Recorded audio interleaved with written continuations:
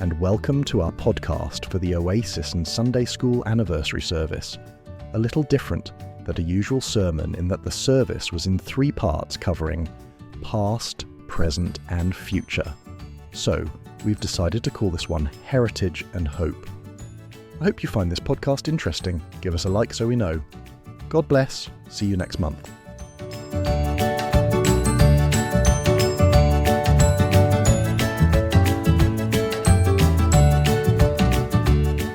Imagine trying to launch an institution that will outlast you by, well, over a century. You'd think it takes a boardroom full of executives and massive institutional capital, right? You definitely assume so. Right, but what if I told you this one started in 1898 with a conversation between a bedridden woman and a bricklayer? Welcome to a custom deep dive into a recent audio exploration of Langley Free Church's past, present, and future. Yeah, it's actually the ultimate test case in how grassroots communities survive massive societal shifts. Mm-hmm. We are looking at how an organization balances, continuous physical expansion against a core, unchanging spiritual mission. Wait, a bedridden woman and a bricklayer built a century-long institution. That sounds, highly romanticized. How did they actually pull off the logistics of building a church with zero institutional backing? Well, by operating exactly like a modern startup pitch. Mrs. Tapping, the bedridden woman, was essentially the visionary founder. She saw a gap in the community. Like recognizing that Langley needed a gospel mission? Exactly. So she pitches Mr. William Willett. He's a bricklayer who used to visit her for business. He becomes the technical co-founder, basically taking on the physical build.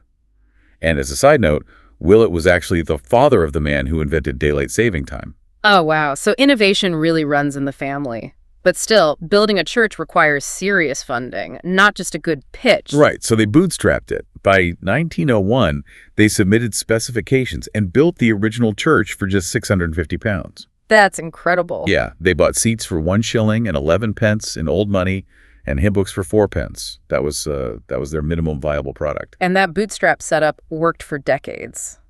But scaling a successful community is usually where things break down. It's funny to think about what actually threatens an institution like this. You assume it would be some massive ideological split. Right, but here it was just cars. Literal cars. Yeah. In the late 1950s, the farmland surrounding Langley transformed into housing estates, so they built a new hall to handle the growth. But the invention of the personal automobile changed everything. Suddenly, people are driving everywhere. Which creates a completely practical crisis. There's absolutely no parking at their old high street location. Exactly. If people can't park, they just don't come. The physical environment literally paved over their old way of doing things. Which forced a massive leap in the 1980s. To survive, they had to build a totally new facility with a car park. And the cost to do that was £300,000. Wait, hold on. How does a tiny congregation absorb a £300,000 debt in the 80s? That's not a problem you solve just by passing a collection plate on Sunday. No, it functioned a lot like community venture debt. They utilized various loans from Baptist unions, but more importantly, they leveraged immense internal social trust. So they took on this staggering liability through shared conviction. Yeah, they pooled their resources over time and actually managed to pay the entire sum back within 10 years. Wow. But, building massive car parks and taking on hundreds of thousands in debt brings up an uncomfortable question. Like, what is all this infrastructure actually for? Right, because looking backward, the community's fondest memories aren't about pristine brickwork or parking spaces. Not at all.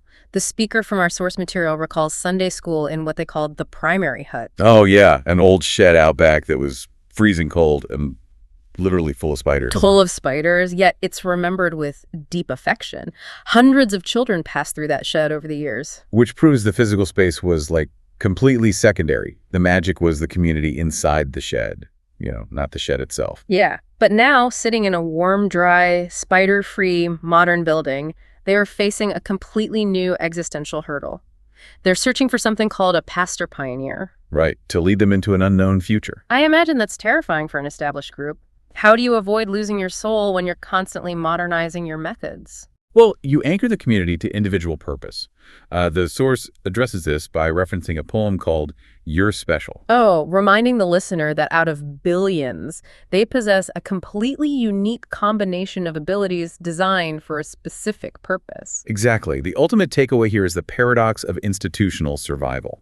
To protect your core mission, you have to be brave enough to completely reinvent the execution for the future. Yeah, the moment you hold the how more sacred than the why, you're obsolete.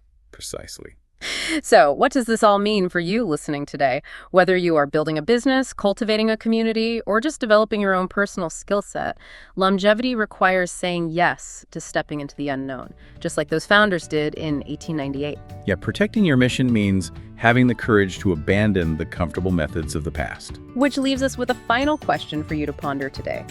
When you look back at your own life or career, what was your spider-filled hut? What imperfect, uncomfortable, or messy starting point actually laid the very foundation for the comfortable success you enjoy today?